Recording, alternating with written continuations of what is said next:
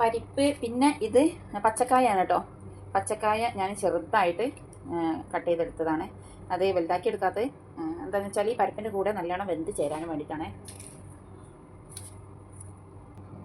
പച്ചമുളക്, മഞ്ഞൾപ്പൊടി, ഉപ്പ്,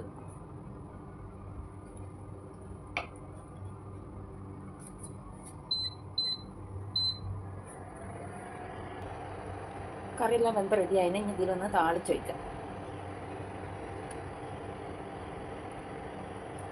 കടുക്,